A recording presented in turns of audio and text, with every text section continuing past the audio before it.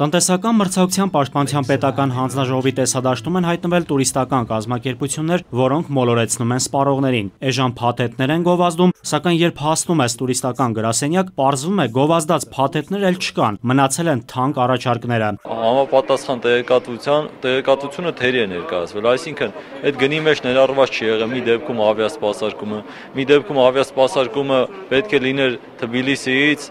անձը հասկացել է, որ Երևանից է լինում, ասենք վիզայի ծախսը մեջը չի եղել եւ այլն։ Եվ իրականում պարզվում է, որ այդ փաթեթի գինը, որ առաջարկել էր տուրիստական ընկերությունը, ավելի բարձր է, քան ներկայացված է գովազդում։ Մոլորեցնելու այլ տարբերակներ էլ կան։ Բուկլետում շքեղ հյուրանոցներ են ինչ-որ կղզիներում, իսկ իրականում զբոսաշրջիկը հայտնվում է կիսագյուղական բնակավայրում կամ անմարդաբնակ ավանում։ Կամ տեսնում ես հյուրանոց, որը 5 աստղանի է, բայց պարզվում է 3 աստղանի հյուրանոցի մասին է։ Ասում են ափից 30 մետր հեռավորության վրա, պարզվում է, որ ափը անհասկանալի հաշվարկով է 30 մետր հեռավորության վրա, իրականում ափ հասնելու համար 600 մետր պետք է քայլել։ Այդպիսի ընկերությունների հանդեպ հանձնաժողովը վարչական վարույթ է հարուցել։ Եթե կան, նորից եմ կրկնում, մուտքի խոչընդոտներ, մրցակցային անհավասար պայմաններ, ապա հանձնաժողովը պատրաստ է բոլոր այդ խնդիրները լուծել եւ հետեւողական լինել բոլոր այդ խնդիրների լուծման հարցում։ Դժգոհում են տուրիստական գործակալությունները, մոտ 3 ամիս շուկայում գործող ընկերության ներկայացուցչին անհանգստացնում են դեպի Եվրոպա տոմսերի բարձր գները։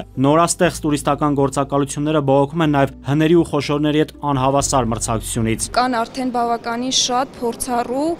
տուրիստական գործակալություններ, որոնք ունեն իրենց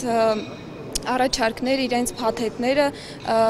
ունեն իրենց կլիենտները, հա կարելի է ասել, այդ իսկ պատճառով